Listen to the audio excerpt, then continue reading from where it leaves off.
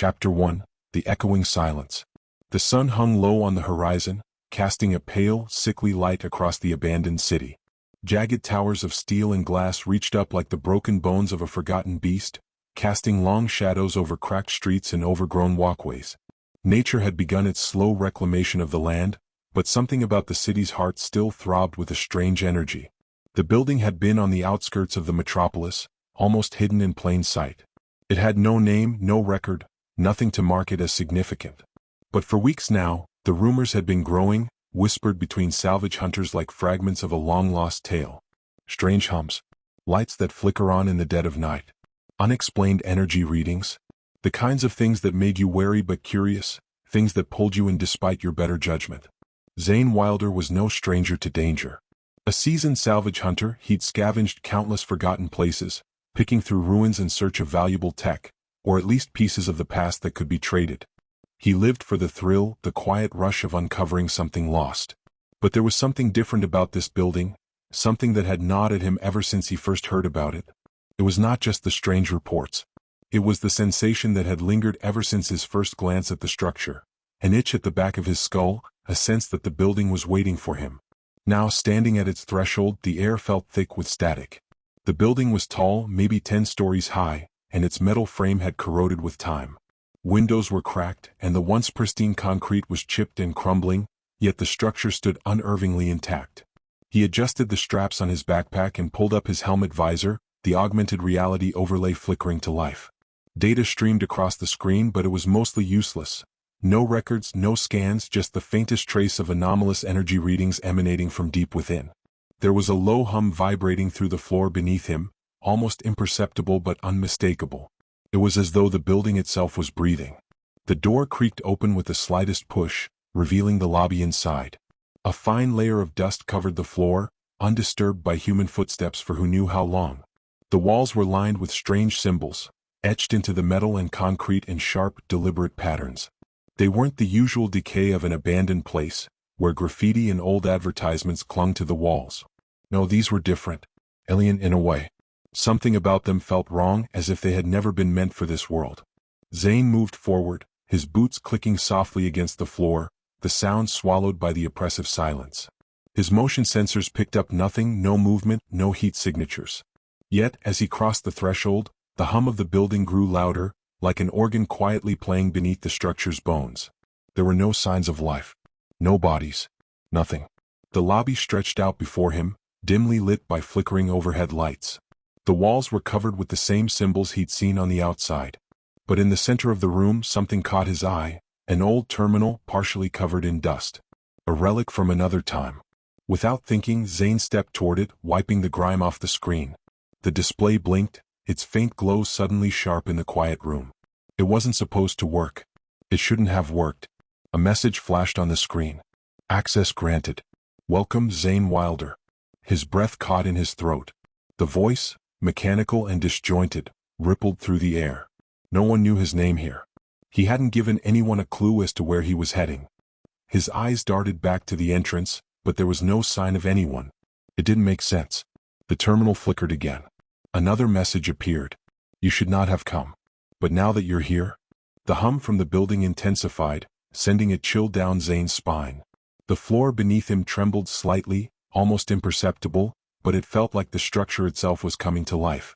A crackling noise filled the air, and for a moment, Zane thought he heard voices, low and indistinct, reverberating off the walls. He turned sharply, but there was nothing, just shadows stretching across the hall. He backed away from the terminal. What the hell is this place? His instincts told him to leave, to turn around and run. But something deeper, something primal, told him that the answers were inside. And he couldn't leave now, not with the building watching, waiting. Let's see what you've got, he muttered, his fingers hovering over the terminal's interface. Without warning, the floor beneath his feet shifted. The hum became a deep, guttural vibration. And then the walls groaned. Slowly but unmistakably, the building began to change, to rearrange itself. It had been waiting for him. And now it was alive. ChatGPT. Chapter 2. Shifting Walls. The terminal's screen flickered again, and for a moment, everything went still. The hum died down, the vibrations ceased, and the lobby's oppressive silence settled back into place. Zane stood frozen, eyes locked on the screen, his heart pounding in his chest. A cold sweat broke out across his brow. "What the hell?" he muttered, stepping back from the terminal. His instincts screamed at him to leave, to get out and never come back. But his curiosity, the pull of something deeper, kept him tethered to the room. A low mechanical whirring filled the air. Zane tensed, his hand instinctively going to the weapon at his side, a compact pulse gun. He didn't want to use it, not yet, but he'd been through enough ruins to know that when machines started waking up, it was time to be ready for anything. He turned around slowly, his boots tapping against the concrete floor as he surveyed the room. The lobby, once still and lifeless, now seemed almost too quiet. The walls, covered in the strange symbols, loomed over him like silent sentinels, their patterns now seeming to shift ever so slightly, like shadows moving in the corner of his vision. He blinked, but when he looked back, the symbols were the same. The crackling noise returned, louder this time, sharper. Zane gripped his weapon tighter, his pulse quickening. It was as if the building itself was trying to communicate with him, but the message was indecipherable, fragmented, twisted. Then the floor beneath his feet groaned, a deep, rumbling sound, like a living thing stretching after a long sleep. Zane's eyes widened as he watched the walls of the lobby begin to move, slowly at first, then with increasing speed. The panels that lined the walls shifted outward, then inwards, rotating with mechanical precision. The very fabric of the space was warping before his eyes, as though the building had a mind of its own. There was no logic to the movement, no obvious reason why the walls would be shifting at all. They were not crumbling or decaying, they were adjusting, rearranging. The hallway to his left stretched unnaturally long, doors that were once sealed opening with a hiss as the walls pressed forward, then pulling back, only to reveal more twisted corridors behind them.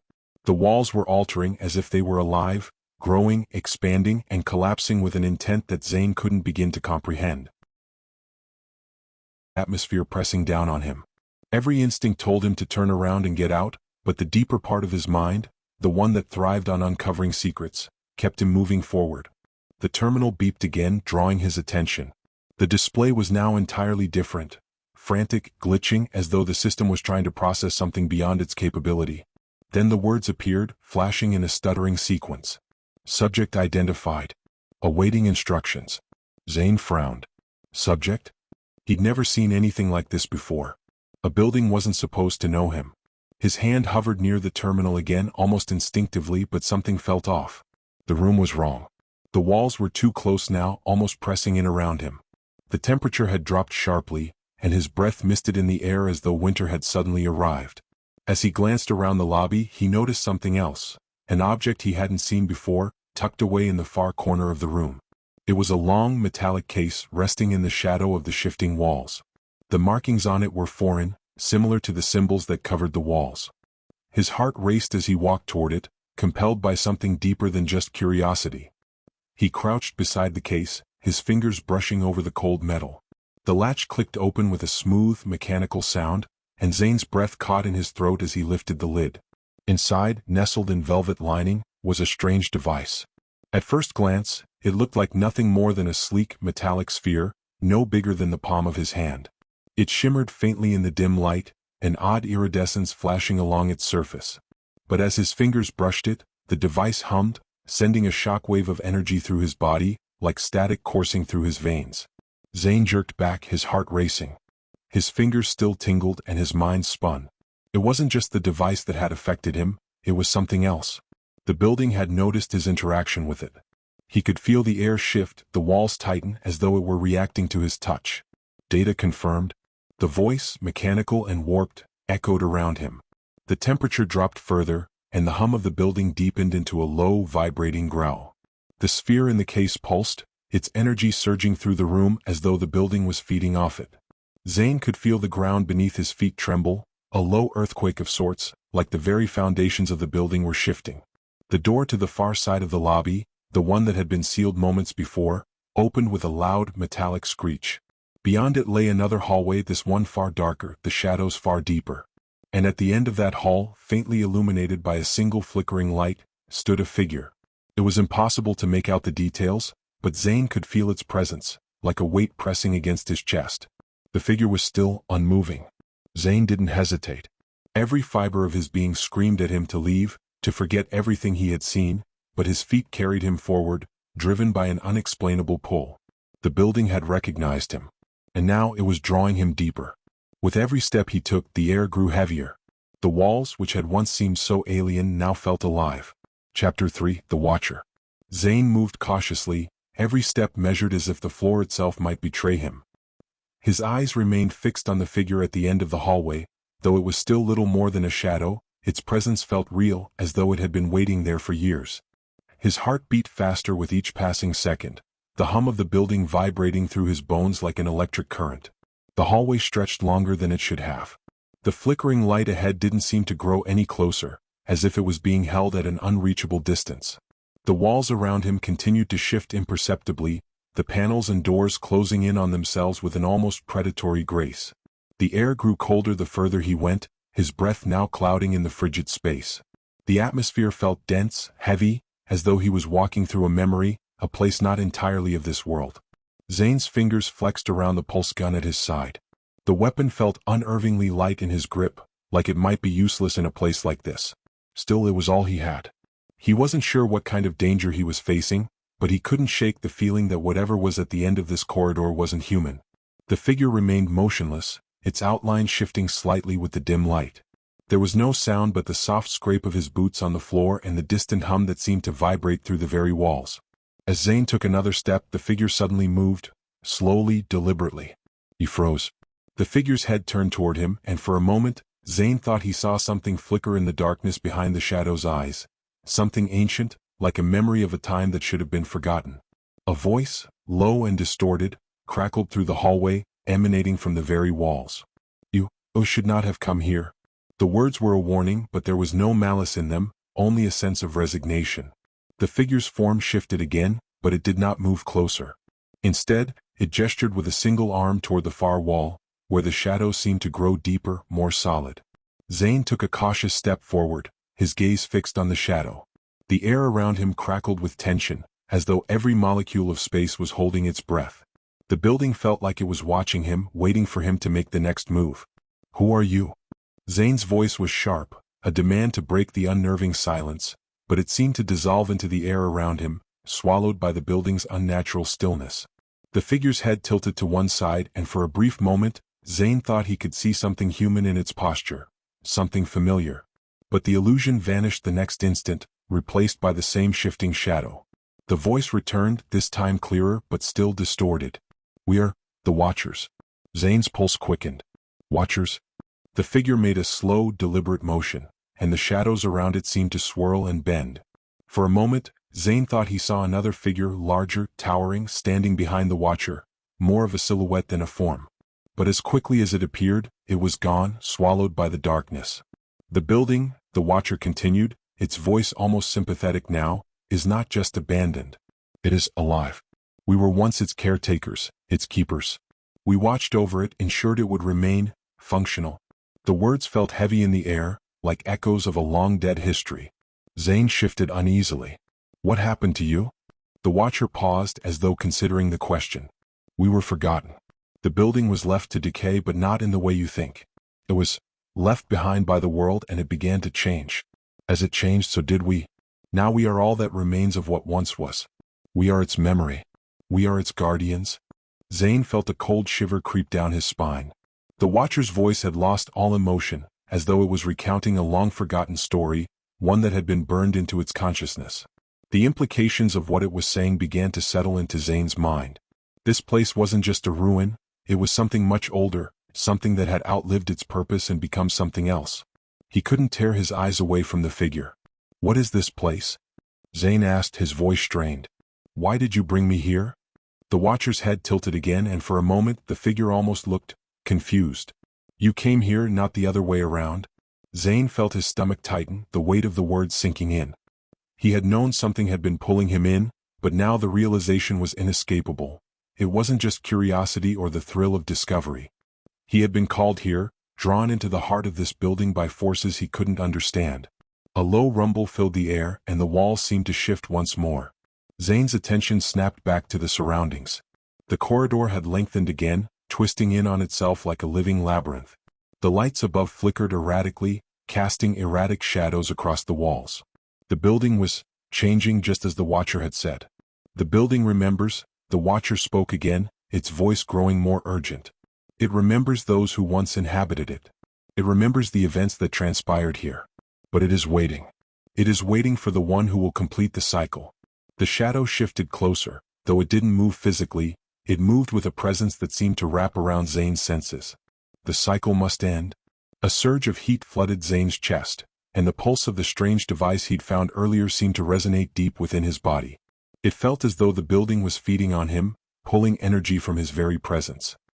His fingers twitched, and he glanced down at the device, its metallic surface now glowing with an almost imperceptible pulse of its own. "What cycle?" Zane demanded, his voice suddenly hoarse. "What do you mean?" The watcher tilted its head one last time before speaking, its voice soft, almost a whisper. "The cycle of those who came before. And the one who will come after." Before Zane could respond, the hallway before him began to shift again, the lights dimming as the walls closed in on him. The temperature dropped drastically, and for a moment he thought he could hear distant voices whispering his name, distant like echoes from the past. The watcher's voice echoed one final time as the darkness enveloped Zane. "Welcome, to the end." Chapter 4, The Descent. The walls closed in around Zane like a collapsing lung, the air thick with the static charge of something unseen. The watcher's final words echoed through the shifting corridors, "Welcome to the end." His fingers tightened around the pulse gun at his side, but deep down, he had the sinking feeling that no weapon would matter in a place like this. The building was alive, and it was moving him somewhere. The ground beneath his feet trembled, and before he could react, the floor dropped. Gravity seized him, yanking him downward in a gut-wrenching freefall. The corridor he had been standing in was gone, swallowed by shifting architecture. There was no time to process, no time to fight it. Cold air rushed past him as the dark void below consumed him whole. Then, impact. Zane landed hard, rolling as he hit the ground. Pain jolted through his limbs, but nothing felt broken. His breath came in short gasps as he blinked, adjusting to the dim red glow that now illuminated his surroundings. He had fallen into some kind of vast underground chamber, its walls stretching out into a cavernous abyss. The hum was louder here, deeper, more alive. Zane pushed himself to his feet, trying to ignore the way the air pressed against his skin like unseen hands. The walls were lined with the same alien symbols, but here they pulsed faintly as though they were breathing. The ground beneath him wasn't concrete anymore, it was smooth, black metal, polished yet impossibly old. A deep mechanical click echoed through the chamber, followed by a voice. Initiating final sequence. Zane's breath caught in his throat. He turned sharply, searching for the source of the voice, but there was no visible speaker, just endless walls and shadows. Another click. Then the hum beneath him shifted, changing in pitch, becoming rhythmic, intentional. He wasn't alone down here. Something stirred in the darkness. Zane raised his weapon instinctively, though he doubted it would do much good. The pulse gun's targeting display flickered, struggling to get a read on whatever was moving just beyond the dim red light. Then slowly they emerged. Figures, dozens of them, stepped from the shadows, their bodies half-formed, flickering between solid and translucent like broken holograms. They wore the remnants of old uniforms, tech suits with insignias too faded to read. Their faces were wrong, shifting between expressions of pain, confusion, and something far worse, recognition. Zane took a step back, pulse hammering. They were human. Or they had been. The nearest figure, a woman with hollowed-out eyes and an expression frozen somewhere between agony and relief, took a step forward. "You're the last," she whispered, her voice crackling like old radio static. Zane swallowed hard. "The last what?" "The last piece," another voice said, this one from a man with a gaping wound in his chest. Yet no blood. No flesh. Just emptiness. The final variable. Zane's grip on his weapon tightened, but he didn't fire. He wasn't sure if these things were real in the way he understood reality. "The cycle," the woman said again. "It ends with you." Zane's mind raced. The watcher had said something similar. The building was waiting. But for what?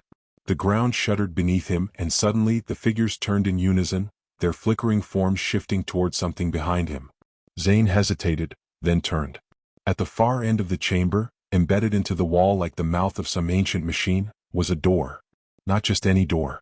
A massive, circular hatch, covered in the same glowing symbols as the walls. Unlike the rest of the chamber, it wasn't abandoned. It hummed with power, waiting for something. Waiting for him. The moment his eyes locked onto it, something inside his chest pulled. Not metaphorically, literally. The device he had taken from the case earlier, the metallic sphere, reacted. Heat spread through his veins, an overwhelming sensation that made his vision blur for a moment. The whispers grew louder. The figures stood motionless, waiting. Then, without thinking, without understanding why, Zane stepped forward. The door began to open. Chapter 5. The Threshold. The circular hatch groaned as it slid open, revealing a corridor bathed in a pulsing, golden light. Unlike the shifting ruins Zane had traversed before, this passage was pristine, untouched. Smooth walls stretched ahead, lined with intricate patterns that glowed softly, pulsing in rhythm with something unseen. The hum had grown deeper, resonating not just in the air but in his very bones. The figures behind him, the remnants of those who had come before, remained still, watching in silence. They made no move to follow, no attempt to stop him. Because they couldn't. This door wasn't for them. It was for him. Zane took a breath and stepped forward. As he crossed the threshold, an unseen force rippled through the air like static before a storm. The moment his foot touched the pristine floor beyond the hatch, the temperature shifted, warmer now, more real. The metallic sphere in his hand vibrated wildly, its glow intensifying as though it had finally found its purpose. The corridor led to a massive chamber, a vast, domed space unlike anything he had seen before. The ceiling arched high above, shimmering with constellations that shifted and danced like a living star map. In the center of the room stood a single object, a pod. It was sleek, seamless, and pulsating with the same golden energy that lined the walls. Symbols swirled across its surface, shifting fluidly as though alive. But the most unsettling part? There was a figure inside. Zane's breath caught in his throat. He stepped closer, heart pounding. The glassy exterior of the pod revealed a shape, a man. His features were indistinct, blurred, almost unfinished. Yet, as Zane moved nearer, something horrifying settled into his mind. The face inside the pod was his own. The realization hit like a freight train. The whispers, the shifting walls, the way the building had recognized him, all of it led to this. He wasn't just another explorer stumbling upon lost ruins. He was the final piece of something much larger. Something inevitable. The cycle must end, the Watcher's voice echoed in his memory. Zane reached out instinctively, his fingers grazing the surface of the pod. The moment he made contact, the sphere in his hand dissolved into golden energy, flowing through his veins, pulling him forward. A rush of memories, not his own, flooded his mind. This place was never abandoned. It was a station, a vessel not made to hold people but to preserve them. The figures outside weren't ghosts. They were echoes, fragments of those who had come before, trapped in the cycle, unable to complete the process. And now the process was waiting for him. The pod surface opened. Zane's body moved without his consent. A deep, primal understanding settled over him. He wasn't being erased. He was becoming something more. As he stepped inside, the energy wrapped around him like a second skin, his vision blurring. The figures outside the chamber, the Watchers, the echoes, began to fade, their duty complete. The cycle wasn't about death. It was about continuation. The moment the pod sealed, the building, the vessel, shuddered. The shifting walls, the broken corridors, the ruins above, they were resetting, preparing for the next arrival. As Zane's consciousness faded into the golden light, one final thought crossed his mind. The building had never been abandoned. It was just waiting. And now so was he.